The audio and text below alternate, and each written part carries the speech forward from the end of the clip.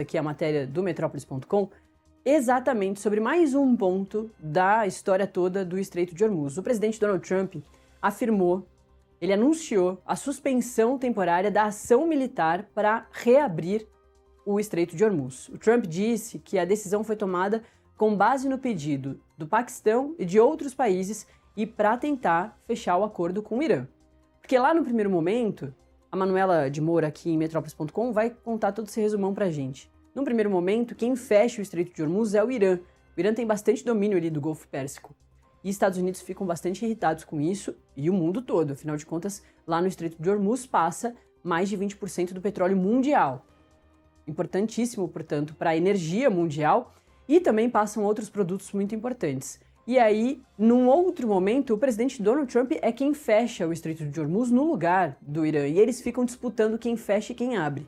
E agora o presidente dos Estados Unidos, Donald Trump, anunciou ontem, terça-feira, a suspensão temporária do chamado ali Projeto Liberdade, que é a operação criada por eles para escoltar os navios comerciais no Estreito de Hormuz em meio ao confronto com o Irã. Defender os navios que estão ali com medo de passar pelo Estreito de Hormuz por causa dos bloqueios do Irã.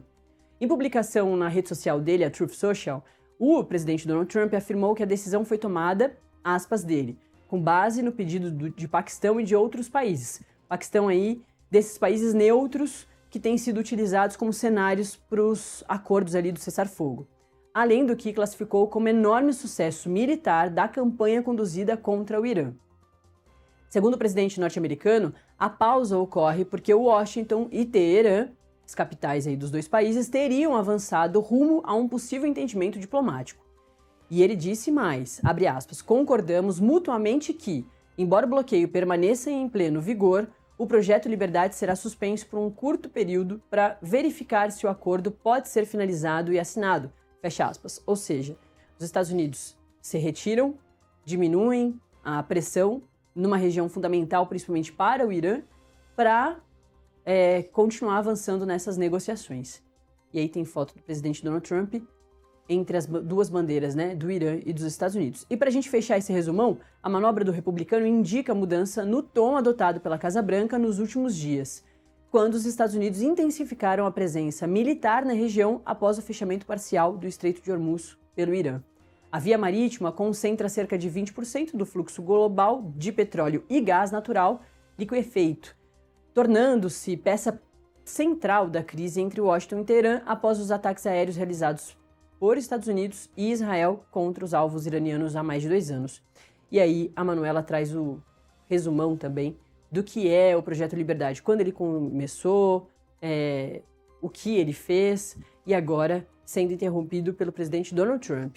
E esse ponto da guerra também vai ser conversado entre o presidente Lula e o presidente Donald Trump. Logo quando a guerra começou, há 2 meses, as declarações do presidente Lula foram muito por a gente tem que evitar a guerra sendo comandada pelas redes sociais, numa declaração direta ao presidente Donald Trump, que se manifesta muito sobre todos esses assuntos nas redes sociais. Mas ele também falou sobre a defesa das soberanias nacionais, que não dá para os países que acharem que conseguem controlar melhor o outro país ir lá invadir, atacar, matar o líder, sequestrar o líder e fazer o que bem entender com os outros países, que para isso tem o direito internacional e também o respeito às democracias.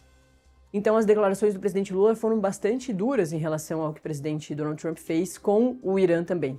Isso deve entrar na pauta entre Lula e Trump. Tá vendo como todas essas pautas, esses assuntos são importantes para essa conversa entre 2 países continentais, né, de tamanhos continentais. O Brasil é gigantesco, tem uma importância gigante para a economia mundial, como, por exemplo, na questão das terras raras, que a gente vai falar bastante hoje também sobre isso, porque é das pautas aí que estarão na agenda entre Trump e o presidente Lula.